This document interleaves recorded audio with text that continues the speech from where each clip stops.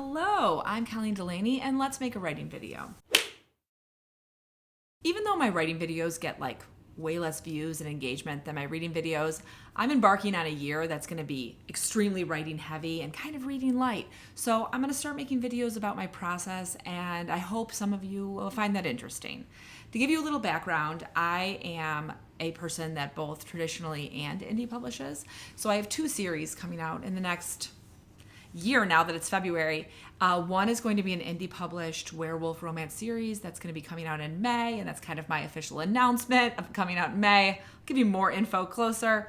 But the other is a witchy romance series. It's coming out with City Owl Press in early 2024. The first book is called The Hedge Witch. I also wanted to let you know that I recently started a newsletter, and I'll put a link in the description, and if you sign up for it, it comes with a free copy of The Forest Witch, which is a novelette that takes place in the same universe as The Hedge Witch, the book that's coming out in 2024.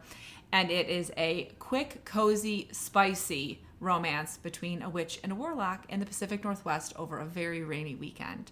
And I just love it, and I hope you'll love it too. So if you'd like to get a free copy of it, sign up for my newsletter. I promise you will get that initial email giving you the book, one newsletter a month. That's it. I will not bombard you. Before I start this video, if there are any writing questions you have or publishing, either indie or traditional questions you have, please put them in the comments, because I am going to be making these videos kind of frequently, and I would love to answer questions rather than just make stuff I'm interested about. So this video is what I think is kind of your first step to becoming published. You wrote a first draft. Way to go. That's really hard. And I already made a video about how I write a first draft, which I'll also put in the description. But after that, after you've written this first draft, after you've looked at it and been like, I don't hate it and I think I can do something with it, what should you do next? So here's what I say to do. My first step is a little unconventional, and you may have already done this depending on what number draft this is you've ever written. And that is to read a writing craft book, and in particular to read Save the Cat Writes a Novel or Romancing the Beat if you write romance novels. Now I'll put links to both of those books in the description so you can find them. But I think both of these authors do a really good job at explaining story structure and how to write a marketable book, because if you want to publish, your book is going to need to be marketable. If you are someone who writes very experimental stuff that is like Finnegan's Wake or something like that, this isn't really advice for you. And I don't know if I have any advice for you other than good luck on your publishing journey, and I hope it goes great.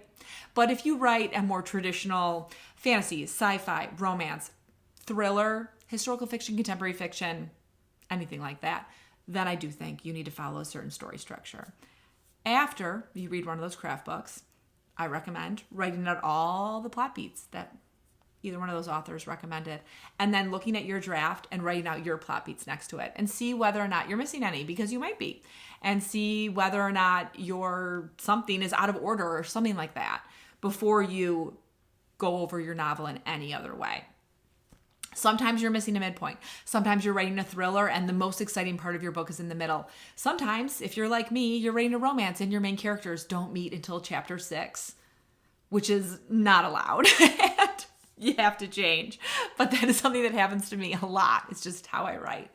Either way, you need to follow a certain story structure. So then I think when you do your second draft, which can often be the most frustrating part of the process, you are not only going to be looking at what you wrote and deciding whether or not you want to keep certain sentences, certain scenes, certain characters, but you can also at the same time make sure your plot beats are in order and that you're not missing any. I think the second draft is maybe the most time-consuming part of writing. It's definitely the part that like stabs you in the soul because you wrote this great novel and now you kind of have to tear it apart. But if you do it well, I think the rest of the writing process is a little bit easier. After you do this large overhaul, you make sure your plot beats are correct. You make sure everything makes sense. That's when I think you need to have outside eyes take a look at it. In particular, that's when I think you need a critique partner. Now, what is a critique partner? In my opinion, a critique partner is someone else who is also a writer and you trust them. They are someone who understands novels. They understand story structure, character building, all of that stuff. But also, they are someone that you have a relationship with. Now you might be thinking, where the heck am I going to find a critique partner? Well, I have 4 people in my life that I consider critique partners. 2 of them I found in college, which isn't really helpful. I was just really lucky that 2 of my best friends for the last 20 years are also writers. Neither of them write in the romance genre, but I trust their advice and opinions and ability to gently tell me things that I need to change. The other 2 are people I met on Twitter. They are both romance writers, and I really value their opinion and how they can make my book better by critiquing it. Now, this is a partnership. These are people who you are going to also be critiquing their work. So I do think it's helpful when they are in their same genre, because like I would be a terrible critique partner for horror because I'm very scared of horror. But obviously I can be a good critique partner for romance, and I feel like fantasy as well, because I read a lot in those genres and I write in those genres as well. So you give them your baby draft and say, be kind to me, please, but tell me what you need. And here's what I think is the most important part.